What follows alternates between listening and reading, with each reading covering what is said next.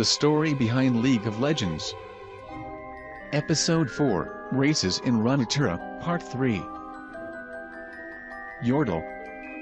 The Yordle is a mammalian bipedal sentient being residing on Runeterra. History. The origin of this race in Runeterra is unknown, but most would agree that Yordles resided in Valoran during its prehistoric times. They were a nomadic race, traveling from one part of Valoran to the other. Records show they had presence in ancient Freljord. They lived in tight-knit family groups. Because of their small stature, they were mostly prey for many animals. During their evolution they lost their tails and front canine teeth, which helped them evolve their brains.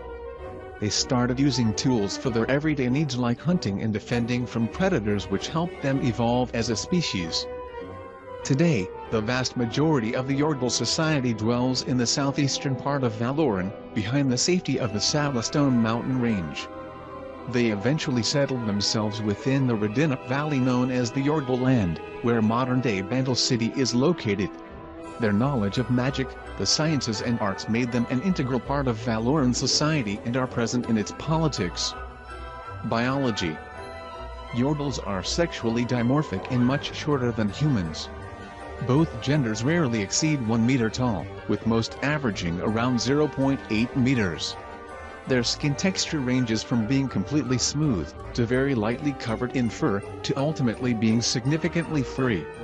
Their hands and feet differ greatly depending on the individual, ranging from 5-digit hands similar to humans, to 3-digit feet. Their skin tone runs a much broader spectrum of colors than their human counterparts. Some consider this to be a sign of the Yordle's attunement to Runeterra's magical nature, though scientists agree that this evolutionary trait is used by male Yordles, which tend to be furry, to attract females of their species which tend to be smooth-skinned and or lightly covered with. Their large eyes feature a large, circular iris with a vertically oval pupil, and they generally have inferior vision in the normal spectrum of light than humans. Yordles nevertheless have much better hearing and are able to see into the infrared spectrum of light, whereas humans cannot. Furthermore, they are commonly characterized by their dependence on language, as well as the creation and utilization of complex tools. Yordles have exceptionally longer lifespans than the average human. This is partially due to the innate magic within all Yordles. Poppy was already alive and independent when Demacia was a new, fledgling nation. The Yordle race may possibly have genetic ties to the sea-dwelling race in which Fizz is derived from, though scientific evidence of a common ancestor has yet to be found. The discovery of the prehistoric Yordle known as Nur has further expanded the knowledge of Yordle biology and has opened a window into the life of the prehistoric Yordle race. Culture. The Yordle race have innate magic within them which helps them achieve extraordinary things usually impossible for someone of their stature. Also, they require far more social interaction with their own kind than humans do. They generally are a peaceful and amicable race, often marked with streaks of joviality and light prankishness. Their moral compass is most often pointed toward goodness and benevolence. Their desire for social interaction drives them toward this ethos, as the mental health of a Yordle is very much dependent on the positive company he or she keeps. This does not mean, however, that they are incapable of cruelty and evil. In fact, a Yordle who is kept in isolation for too long, especially from contact with other Yordles, runs the risk of becoming withdrawn and sullen. Some who already are centered more toward malevolence will become exceedingly so in due course. These Yordles will often twist their desire for social interaction into a desire to seek out others to inflict pain and suffering upon them, one extreme example being Beggar, the tiny master of evil. Yordles are attracted to Runeterra cultures and enjoy manifesting around certain human ideals. Trivia. While originally envisioned as a human child, Lulu has been described as a Yordle for most of his presence in the game. His current state is left intentionally ambiguous. Interestingly enough, Lulu is affiliated to Bandle City on Riot's official site. Lulu might have been the first and the last Yordle emperor of ancient Shurima. All Yordles have encountered Tamkench at various times. This is because of their race's specific nature that makes them more perceptible to inner demons when socially outcast. When not, they are hard to be manipulated, which is why almost all Yordles are seen by this demon as rivals. Some say Yordles know secret ways through Runeterra others cannot perceive. Angels. With immense power and a dedication to their cause bordering on fanaticism, these immortals are alien to the world of Runeterra. Originating from a universe far, far away, these winged guardians wage an endless war against the tides of darkness. Seeking perfection, they are blessed with insurmountable power and ancient weapons. Despite this, not all angels are true to the cause, choosing that same dark path their fellow angels fight against. Two of these angels exist in Runeterra, Kill and Morgana, both immensely powerful, both strong in their convictions, and both with a strong resentment for each other. Celestials. A race of enigmatic beings wielding powers that are said to be godlike, Celestials are the universe's protectors and caretakers, seeding and influencing the tide of the world's past, present and future towards the greater good. Others interfere directly, as with the case of Soraka's crusade of healing and restoration, while others choose to contribute as a hidden hand, as is Bard's way to protect the multiverse from falling to destruction. Most of them are revered as powerful deities or guardians, but they share the same mystery and bond with the heavenly firmaments. A few have been named and identified by the people of Runeterra as its patron, Soraka and Bard. Demons.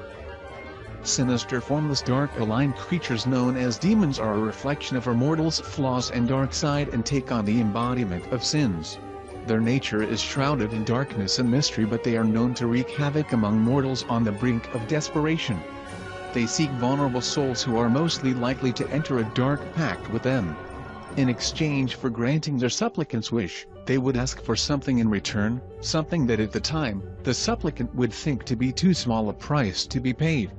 Only at the end will these unfortunate souls discover the price of their hubris. For a deal made with devils, the price is damnation.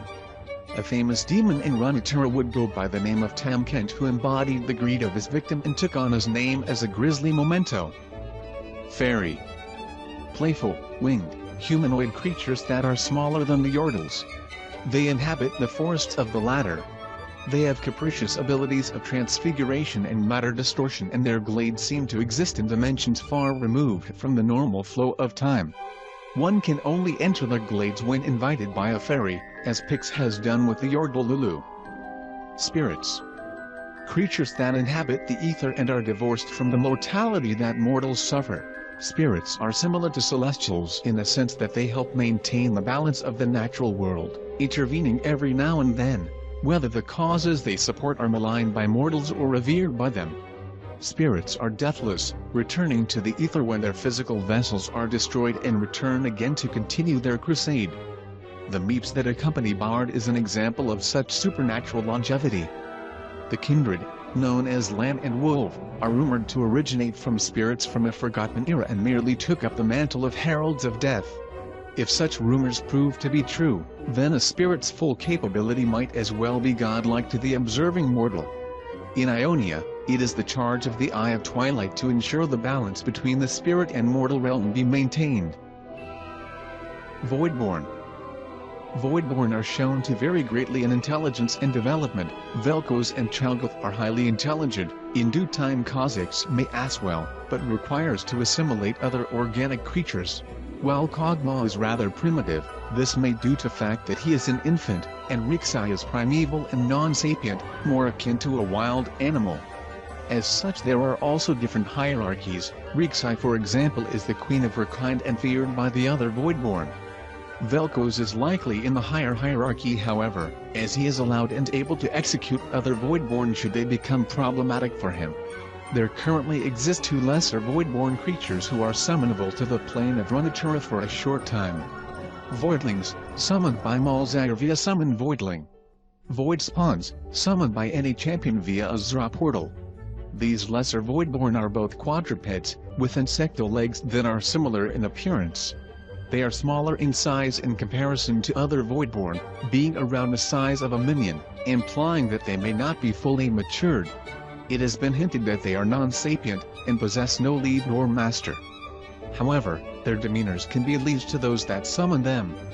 These Voidborn appear to be linked in some way to the champion who summoned them, being able to either increase their strength either directly from the summoner's own strength. There are multiple species of Voidborn with only two being known, the Xersai and the Zra. The Xersai run rampant across the Sai Desert, a vast wasteland in southern Shurima, with their queen Rixai being the apex predator of the entire region. The Zra are diminutive quadrupeds with a volatile biology. They are also the only Voidborn whose method of entry to Runeterra is known. Their usage of portals. Presumably the remaining named Voidborn, Chowgath, Kog'Maw, Kha'Zix, Vel'Koz and Baron Nashor are also members of individual species.